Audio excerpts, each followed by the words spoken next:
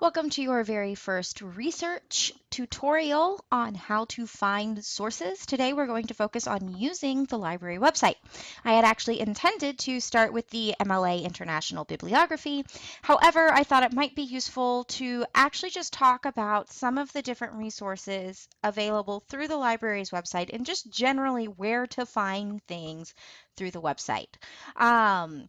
With our library, we have access to a number of different primary and secondary sources. A lot of what we're going to be doing for the rest of the term is to talk about where and how to find secondary sources. I mentioned primary and secondary sources today during class, so just as a refresher, the distinction between the two.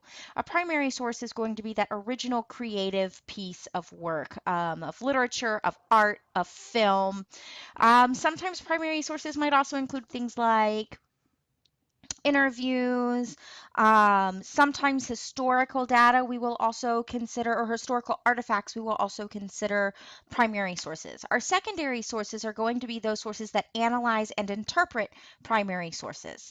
So that's our major distinction here. When we're talking secondary sources, we're talking the work that scholars do, where people are talking about the literature under consideration. Also, historical sources, or rather sources about history, right? So, for example, if I wanted to understand a little bit more the history of property law in the early modern period, I might go find Susan Stave's book on women's separate property in the early modern period.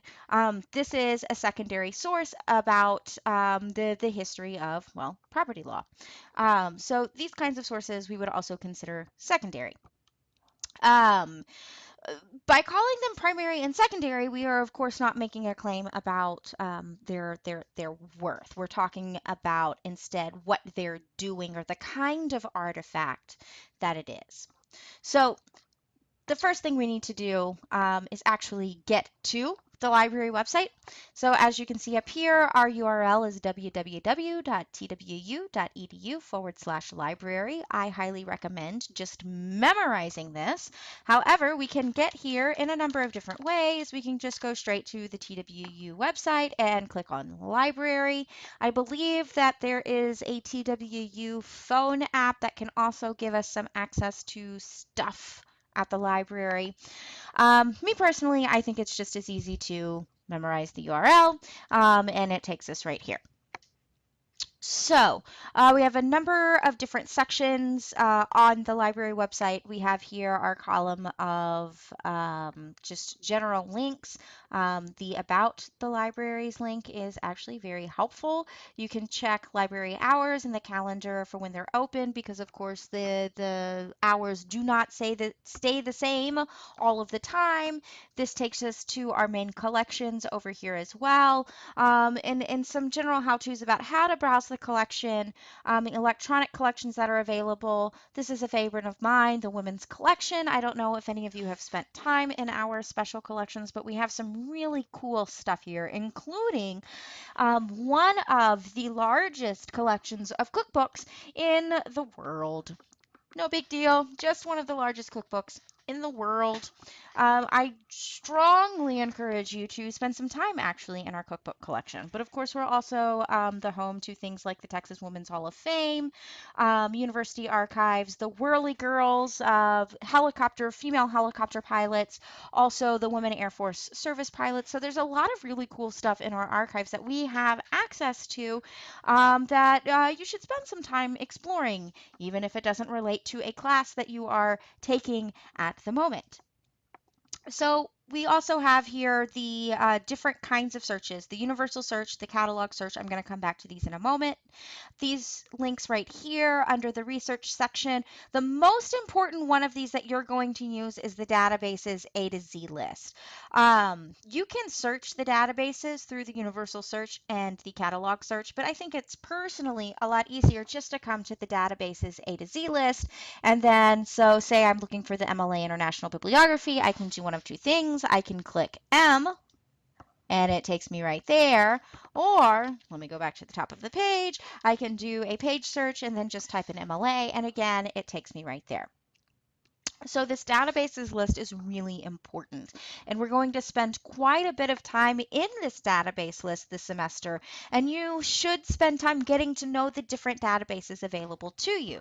Although we'll spend most of our time talking about the MLA International Bibliography, that is not the only database that we have at our disposal, nor is it the only database that we should be using. Some of you, for example, might be familiar with a resource like JSTOR. We also have ABEL, which is basically the British version of the MLA International Bibliography. But more about these databases later on. Um, we also have under this research section a link to subject guides. This is really important, and I'm going to encourage you to bookmark the subject guide that I am about to show you because it is amazing. So we're going to go to language and literature. We have links to children's collection foreign language, and I'm going to open the link to the literature subject guide. So this wonderful woman over here is Susan Whitmer. She is our subject librarian. She is a wonderful person to contact if you're working on a project and you need help. And keep in mind, librarians love to help people. It's their job. One. Two, they're just really good at it and they're really happy about answering questions and helping people find information. So never hesitate to contact Susan, or if you're at the library, to drop by the reference desk. So here are some suggested databases that she has listed here for us. She's basically given us a lot of shortcuts to help us go through and find information. The one difference, the one thing that I would change about this, if I were in control of this page, is I would make MLA International Bibliography the first link in this list, because as students of literature, we really want to start with the MLA International Bibliography, not necessarily Academic Search Complete, which is much broader and encompasses basically all of the disciplines. MLA is much more focused, therefore it's going to be a lot more useful for us as we are conducting our research in literature.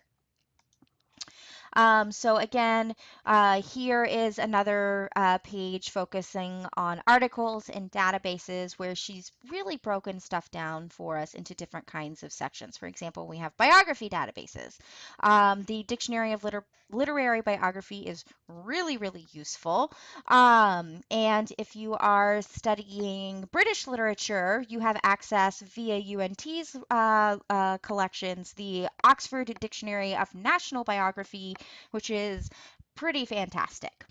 Some reference guides and general information. The Blackwell Reference Online books are really, really useful, and we are very fortunate to have access to these. So, for example, if you are writing an essay on something related to, say, Renaissance literature, we have a number of Blackwell Reference Online books devoted to Renaissance literature. So that's another resource I really strongly recommend that you spend some time with. Oxford Reference Online. If you need to look up encyclopedia type information, Oxford Reference Online is the place that you should go. And then, of course, the OED Online. If you're looking up a word and its meaning, unless you need a very specific historical meaning, so and by this I mean, unless I really want to think about, okay, how are people using words in the 18th century, in which case I would probably go to Johnson's dictionary because, well, Johnson wrote one of the most important dictionaries in history.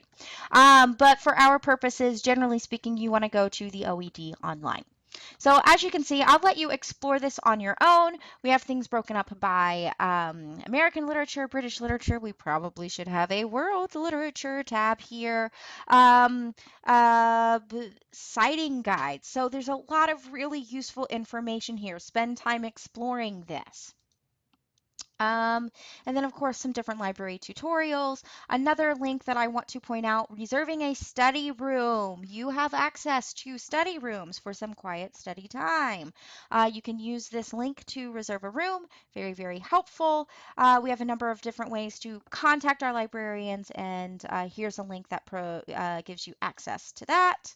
Um, So here we go. It looks like we have a nice little forum FAQ, so we can see what other people have been asking the librarians and their responses. And then finally, the interlibrary loan request. Interlibrary loan is really important. If there's something that you need that we don't have at the university, you want to submit an ILL request. You will probably first need to set up an account. It's been a while since I've done this, but I am pretty sure you first need to establish your ILL account. And then you come in here and it's really easy to request an article. One of the things I'll show you next week is how we can go from the MLA International Bibliography right into ILL to request an article or a book chapter. And then we have a number of ways of receiving them. One of the beautiful, beautiful things about the version of ILL that we're dealing with now versus the version that I dealt with when I was in college is we get electronic articles. Used to, they would photocopy them and mail them to you. TWU's ILL department is really efficient and they're often very good about getting articles to you. If it's a scan that they're going to send to you, they're really good about getting these PDFs to you within usually 24 hours, sometimes 48 hours. Very rarely have I had to wait longer than 1 or 2 days to get something that was scanned and submitted to me. Books will, of course, take longer, but they do work very hard to get us the information as quickly as possible.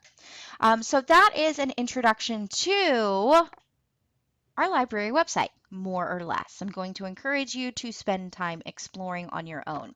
I'm going to go on ahead and pause this particular screencast because I want to spend a few more minutes talking about the different kinds of searches that we can do on the library website, but I can tell that I'm going to run out of time. I'm only allowed 15 minutes per screencast using this new program. So I will pause here and I will create a second screencast, but I promise, I will try not to take the entire 15 minutes of the second screencast.